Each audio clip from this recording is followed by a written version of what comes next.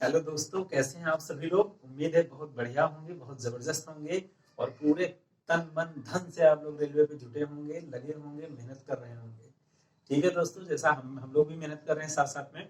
तो आप देख रहे थे रेलवे की जो पूरी सीरीज चल रही है, इसको हम पढ़ रहे हैं। और आप सभी लोग अपना प्यार कृपया करके ज्यादा से ज्यादा देते रहें। Like share subscribe and comment करते रहिए, एक दूसरे को भेजते रहिए वीडियोस। ठीक है, चलिए समय नहीं खराब करते हैं, सीधे अपने टॉपिक पे आते हैं। रेलवे में आज का जो हमारा पहला प्रश्न है, इन लोगों ने पूछ रखा है। आज के प्रश्न में इन्होंने कहा है आपसे कि आप भाई ये बताइए कि सिकंदर का जल सेनापति कौन था। सिकंदर भारत में आता है अपनी बहुत महत्वाकांक्षाओं को लेकर के, क्योंकि उसने ऐसी महत्वाकांक्षाएं पाली थी कि पूरे विश्व का वो विजेता बनेगा, पूरे संपूर्ण जो विश्व है उसको जीत लेगा। और लगभग लगभग उसने जीत ही लिया था। और जब वो भारत आता है तो भारत में जल सेना, जैसे आज के परिपेक्ष में जल सेना अलग है, थल सेना अलग है, वायु सेना अलग है, ऐसे ही पूछा जाए कि सिकंदर का जल सेनापति कौन था, तो प्रथम तौर पे आप पहले जान लोगे कि सिकंदर का जल सेनापति का नाम था निर्याकस। क्या नाम था? निर्याकस। अब दो चार क्वेश्चन जो एक्स्ट्रा हम बताते हैं वो आप देख लीजिए सिकंदर के बारे में। सिकंदर भारत में आता है अपनी महत्वाकांक्षाओं को लेकर के, लेकिन उसकी महत्वाकांक्षाएं पूरी नहीं हो पाती हैं, क्योंकि वितस्ता या झेलम नदी को या ब्यास नदी को पार करने से इसकी सेना क्या कर देती है, मना कर देती है, क्योंकि कुछ ऐसे खौफ दिखा दिए जाते हैं इनकी सेनाओं को। और उसी के तट पर एक बहुत भीषण युद्ध होता है, जिसको हम हाइडेस्पीच के युद्ध के नाम से या वितिस्ता के नाम से जानते हैं। तो सवाल कभी पूछा जाए कि हाइडेस्पीच या वितिस्ता का युद्ध किनके किनके बीच में लड़ा गया, तो राजा पोरू, पंजाब के राजा पोरस या फिर पोरू के बीच में और सिकंदर के बीच में लड़ा जाता है, जिसमें सिकंदर विजयी होता है। और लेकिन उसने इतनी वीरता से युद्ध लड़ा था कि सिकंदर उसका खोया हुआ राज्य वापस कर देता है। आगे क्या होता है, इसका एक सेनापति होता है सेल्यूकस निकेटर, जिसका युद्ध उस समय के महान सम्राट चंद्रगुप्त मौर्य से होता है। और चंद्रगुप्त मौर्य इसको पराजित कर देते हैं। फिर अपनी बिटिया का ब्याह ये सेल्यूकस निकेटर, जिसका नाम हेलेना होता है, कर्नेलिया कहीं पे है, तो इसका विवाह करके चला जाता है। तो ऐसी सारी चीजें रहती है। अगर पूछा जाए सिकंदर के बारे में, जो सिकंदर जो भारत में आता है तो वो इसका जल सेनापति का नाम निर्याकस होता है। सिकंदर के घोड़े का नाम बुकाफिला होता है। और सिकंदर बीमार पड़ जाता है, अस्वस्थ हो जाता है, फिर यहाँ से लौट जाता है, बेबीलोन में जाकर के उसकी क्या हो जाती है, मृत्यु हो जाती है। ठीक है, तो आप ये चीजें याद रखोगे। अगला प्रश्न हम देखते हैं, अशोक का कौन सा अभिलेख सबसे लंबा था। ये भी हमारा इतिहास से प्रश्न है। अशोक का कौन सा अभिलेख सबसे लंबा था। जैसा कि आप जानते हो, अशोक ने 14 शिलालेख बनवाए और 14 अभिलेख बनवाए। और अगर हम बात करते हैं शिलालेखों की बात करें तो 7 हैं, अभिलेख 7 हैं। शिलालेख आपके अशोक के कितने हैं? 14। तो उन शिलालेखों से भी बहुत सारे प्रश्न आते रहते हैं। जैसे पूछा जाता है कि अशोक का जो बहुत भीषण युद्ध हुआ था, उस युद्ध का नाम था कलिंग का युद्ध। कलिंग के उस समय शासक का नाम क्या था? खारवेल। और ये युद्ध 261 बीसा में लड़ा गया था। 261 बीसी में जब युद्ध लड़ा गया, वहीं से इसका मन पूरी तरीके से बदल जाता है, परिवर्तित हो जाता है। और हमेशा हमेशा के लिए ये युद्धों को त्याग देता है और शांति के मार्ग को अपना लेता है। तो पूछा जाए अशोक के जो सबसे बड़ा अभिलेख की बात कर ली जाए, अशोक का कौन सा सबसे बड़ा अभिलेख है। अभिलेखों की संख्या अशोक की कितनी थी? 7। और 7वां ही अभिलेख अशोक का सबसे बड़ा बड़ा अभिलेख है। और अशोक के बारे में आप जानते हैं कि राजगद्दी सिंहासन को प्राप्त करने के लिए इसने अपने 99 भाइयों की हत्या कर दी। बड़ा क्रूर शासक था। बाद में इसका जब मन बदलता है तो फिर ये बहुत ज्यादा अच्छा व्यक्ति हो जाता है। इसने पशु बल की निंदा करवा दी और बहुत सारे ऐसे काम करवाए, जिसकी वजह से अशोक का नाम फिर महान सम्राट अशोक के नाम से जाने जाते हैं। ठीक है, हालांकि ये कलिंग युद्ध जो है ये आपसे बार बार पूछा गया है, तो आप रट के जाइएगा। कलिंग युद्ध किसके बीच में हुआ? कलिंग के राजा खारवेल के बारे में हुआ और अशोक के बारे में हुआ। ठीक है, तो दोनों के बीच में जो युद्ध होता है उसको हम 261 बीसी में कलिंग के नाम से जानते हैं। पहले अशोक भेरी घोष को मानते थे। भेरी घोष का मतलब होता था युद्धों के समर्थक थे। बाद में भेरी घोष को त्याग करके अशोक ने किस चीज को एक्सेप्ट करा, किस चीज को स्वीकार कर लिया पूरी तरीके से, उसका नाम होता है धम्म घोष।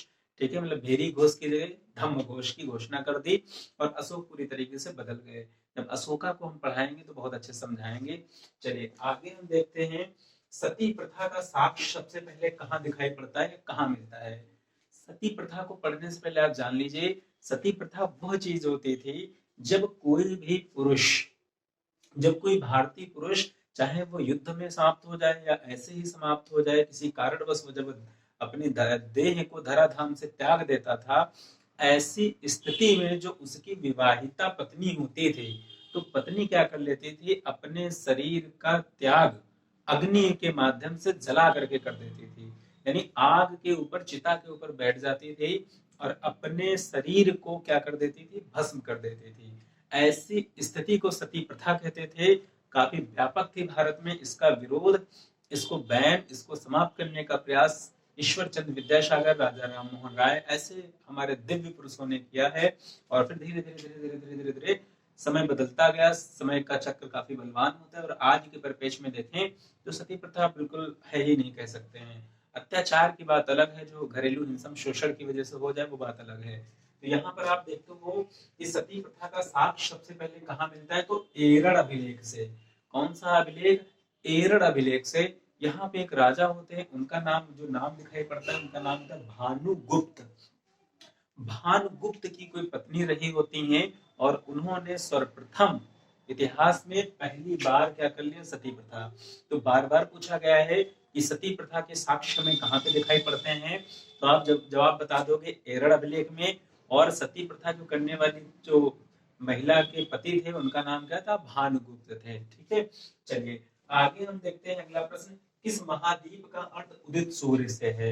महाद्वीपों की संख्या आप जानते हैं 7 होती है, एशिया है, अफ्रीका है, ऑस्ट्रेलिया है, ऐसे करके। ठीक है, तो इन इन सारे जितने भी हमारे महाद्वीप हैं, इन महाद्वीप में एक महाद्वीप के शाब्दिक अर्थ का अर्थ ये होता है उदित सूर्य, यानी उगता हुआ जो सूर्य है, सनराइज है, उसका नाम क्या है।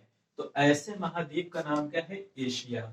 आप याद रखिएगा, सर्वाधिक जो बड़ा है वो क्या है, एशिया है। हम जिस प्यारे देश भारत में रहते हैं वो भी किसका हिस्सा है, किसमें आता है, एशिया में आता है। और एशिया के बारे में आप जानते हैं बहुत अच्छे से। ठीक है, तो अगर आपसे पूछा जाए किस महाद्वीप का अर्थ उदित सूर्य से है, तो आपका उत्तर क्या रहना चाहिए, एशिया रहेगा। चलिए आगे हम लोग देखते हैं ब्लैक हिल। ब्लैक का मतलब काला, हिल का मतलब चोटी, पहाड़ी, चट्टान। तो ब्लैक हिल, ब्लू हिल और ग्रीन हिल, ऐसे नाम अगर कहीं पे आपको मिले, पहाड़ियों के नाम ऐसे मिल जाए, कैसे नाम, ब्लैक हिल, ब्लू हिल, ग्रीन हिल, ऐसी पहाड़ियां अगर आपसे पूछ ली जाए कहाँ पे दिखाई पड़ते हैं, जैसे बहुत सारी पहाड़ियां, कंचनजंगा की चोटी है, नंदा देवी चोटी है ना, केटू गार्डविन की चोटी है, हिमालय की चोटी है, ऐसे दुनिया भर में बहुत सारी चोटियां होती हैं। लेकिन अगर हम रंगों के आधार पर देखें, क्योंकि यहाँ पे क्या करें, ब्लैक हिल मतलब काली, यहाँ पे ब्लू हिल मतलब नीली, यहाँ पे ग्रीन मतलब हरी, ऐसी अगर पहाड़ियों की, विशेषकर पहाड़ियों के बारे में अगर सवाल आपसे पूछ लिया जाए, तो आप बता दोगे संयुक्त राज्य America, United state of America में ऐसी पहाड़ियां दिखाई पड़ती हैं। चलिए आगे हम देखते हैं अगला, कहाँ की घास को पंपास कहते हैं। इसको रट लो, 2-3-4 बार टिक कर लो कि पंपास बहुत फेमस है, सीधे पूछेगा। पहले तो आप ये जानिए पंपास किसका प्रकार है, वो दे देगा, जलवायु का है, घास का है, फफूंद का है, जीवाणु का है। तो जिन लोगों को आता नहीं वो जीवाणु लगा करके घर आ जाएंगे। ठीक है, तो आप पहले तो जानिए कि पंपास हमारी क्या है, घास है। और ये घास कहाँ पाई जाती है, तो आप बताओगे अर्जेंटीना, है ना। तो बहुत अच्छे से आप याद करके जाओगे कि घास के जो मैदान पाए जाते हैं जिनको हम पंपास के नाम से जानते हैं, पंपास कहाँ पे पुकारा जाता है घास को, तो आपका जवाब होगा अर्जेंटीना। ठीक, कंफर्म हुई थी बात। आगे हम देखेंगे समुद्री खरपतवार किसका महत्वपूर्ण स्रोत है। जैसे जो समुद्र हमारा होता है उसमें बहुत सारे खरपतवार पाए जाते हैं। अब सवाल आपसे ये पूछा जा रहा है कि उस खरपतवार से भी हमको क्या प्राप्त हो जाता है। अगर ऐसी बात कर ली जाए कि उस खरपतवार से हमको क्या प्राप्त हो रहा है, तो आप बताओगे आयोडीन नमक, घेंघा रोग, है ना। पूछा जाता है कि आयोडीन नमक से कौन सा रोग हो जाता है, तो आप बताओगे घेंघा रोग हो जाता है गले में, ऐसी सारी चीजें। लेकिन समुद्री खरपतवार क्या पाया जाता है, आयोडीन, क्योंकि समुद्री जो खरपतवार होते हैं उसमें लाइकेन और इस प्रकार की बहुत सारी चीजें होती हैं, उससे खारापन होता है और ये सारी चीजें पाई जाती हैं। आयोडीन का मतलब नमक भी क्या होता है, खारा ही होता है। ठीक, चलिए आगे हम देखते हैं किसे यातायात प्रबंधक भी कहा जाता है। ये जीव विज्ञान का आपका प्रश्न है, बायोलॉजी का है। ठीक है, तो पूछा जाएगा किसे यातायात प्रबंधक भी कहा जाता है। शरीर का एक ऐसा हिस्सा है, एक ऐसा पार्ट, एक ऐसा सिस्टम जहां पर जो शरीर में जो यातायात हम लोग करते हैं, शारीरिक जो क्रियाओं का यातायात होता है, उनको पूरी तरीके से जो मैनेज करने का काम करता है, प्रबंध करने का काम करता है, उसको हम किसके नाम से जानते हैं? ग्लॉजिकाय। ग्लॉजिकाय के नाम से जानते हैं। बहुत इंपॉर्टेंट है। जैसे पिछले वीडियोस में आपने देखा कि अगर हम बात कर लें आरबीसी का कब्रिस्तान, तो आप बताते थे यकृत और फ्लीहा जो अस्थिमज्जा में बनती हैं और जाकर के यहाँ पे समाप्त हो जाती हैं, जिनका जीवन काल 20 से 120 दिन रहा करता था। तो ऐसे ही आप यहाँ पे देखोगे किसे यातायात प्रबंधक भी कहते हैं, तो ग्लाजिक है। बहुत अच्छा एक प्रश्न है, आप देख करके जाएंगे। चलिए आगे हम लोग देखते हैं, रेबीज के टीके की खोज किसने करी थी? संसार में बहुत सारे टीके होते हैं। टेटनस का टीका है, तपेदिक का टीका है, काली खांसी का टीका है, ठीक है, कुकुर खांसी का टीका है, मतलब पोलियो का टीका है, मतलब अब कोरोना का वैक्सीन या टीका ढूंढा जा रहा है ना। तो इस प्रकार से अगर आपसे पूछा जाए कि ये वाली जो चीज हमारी है रेबीज, होता कैसे है? जो जंगली पशु होते हैं या जो जिनकी थोड़ा खराब हो जाते हैं, मोस्टली कुत्ता, आप लोग जानते हैं, कुत्ता है, सियार है ना, ऐसे जानवरों के काटने से हमारे क्या हो जाता है? रेबीज हो जाता है। और पहले हम 14 सुई लगवाते रहते थे, और अब क्या हो गया? उससे निजात मिल गई है। लेकिन आप याद रखोगे रेबीज के टीके की खोज किसने करी थी? तो लुई पाश्चर साहब ने। किसने करी थी? लुई पाश्चर साहब ने, याद रखेंगे आप। अगला हम लोग देख लेते हैं, डिजिटल इंडिया की शुरुआत कब हुई थी? हो हल्ला बहुत मचा है, ठीक है, हमारा ऐसी सी चीजें तो आपसे पूछ लिया जाएगा कि भाई डिजिटल इंडिया, सब कुछ डिजिटल करने का जो प्रयास हो रहा है, डिजिटलाइजेशन का जो प्रोसेस चल रहा है कि भारत में हर एक चीज, चाहे आधार हो, आधार से लिंक करी जा रही, ऐसी चीजों के लिए क्वेश्चन बढ़िया बनेगा। आपसे पूछा जाएगा कि डिजिटल इंडिया की शुरुआत कब हुई, तो आप बता दोगे 1 जुलाई 2015। योजनाएं जितनी भी हैं, एक आध योजनाएं आप पढ़ करके जाएंगे, जैसे बेटी पढ़ाओ बेटी बचाओ, कहाँ से शुरुआत हुई, तो आप तुरंत बता दोगे हरियाणा से। हरियाणा से ही क्यों? क्योंकि वहां का लिंगानुपात लगातार नीचे जा रहा था, वहां पर बालिकाओं की, महिलाओं की स्थिति बहुत निम्न होती जा रही थी। तो ऐसे बहुत सारी चीजें आप देख करके जाएंगे योजनाओं को, ठीक है। चलिए अगला हम देखते हैं, लोक नियोजन में समता का अधिकार। बहुत बढ़िया क्वेश्चन है, संविधान से आपको मिल गया चमचमाता हुआ क्वेश्चन। अगर आपसे पूछ लिया जाए लोक नियोजन में समता का अधिकार कहाँ पे है, तो संविधान में कई सारे आर्टिकल्स हैं, कई सारे अनुच्छेद हैं। पहले आप लोक नियोजन में समता का अर्थ समझ लीजिए।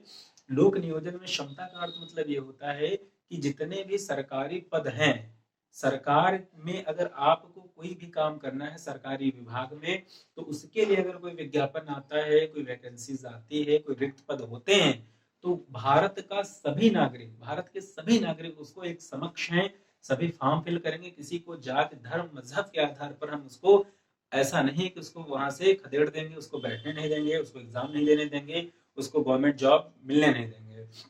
अगर ये यही वाली सवाल हो रही, एक फॉर्म निकलता है एसएससी का, रेलवे का, पुलिस का, तो आप देख रहे करोड़ों फॉर्म पड़ रहे हैं, इसका सीधा सा मतलब है किसी को रोका नहीं गया है। तो ये कहा जाए नौकरियों में समानता की बात किस अनुच्छेद में की गई है, तो आप बता दोगे आर्टिकल 16, अनुच्छेद 16 में लोक नियोजन की क्षमता की बात की गई है। इसके जस्ट आगे चले जाएंगे, 17 में अस्पृश्यता का अंत है, छुआछूत के बारे में बताया गया है। 18 में चले जाएंगे, उपाधियों का अंत बताया गया है। आर्टिकल 19 में चले जाएंगे हम, तो स्वतंत्रता दी गई, भाषण की स्वतंत्रता, बोलने की स्वतंत्रता इसकी दे दी गई है। और फिर 19 के आगे आप पढ़ा चुके हैं, आपको 20-21 में प्राण एवं दैहिक स्वतंत्रता के बारे में बात की गई है। तो ऐसे भी आप देख लेंगे। तो आज की भी क्लास काफी बेहतरीन नहीं है, आप इसको देख लेंगे, एक आध बार देख लेंगे। बहुत कम समय में बहुत ज्यादा चीजें देने का प्रयास है। 10-12 क्वेश्चन दिखाई तो जरूर पड़ते हैं, लेकिन जो इसकी व्याख्यात्मक तौर पे जो लेक्चर्स होते हैं या तो बहुत काम है, बहुत काम में काम आएंगे, मतलब कारगर साबित हो जाएंगे। चलिए ठीक है, लाइक शेयर सब्सक्राइब आप लोग करते रहेंगे। मिलते हैं नेक्स्ट क्लास में। Thank you so much.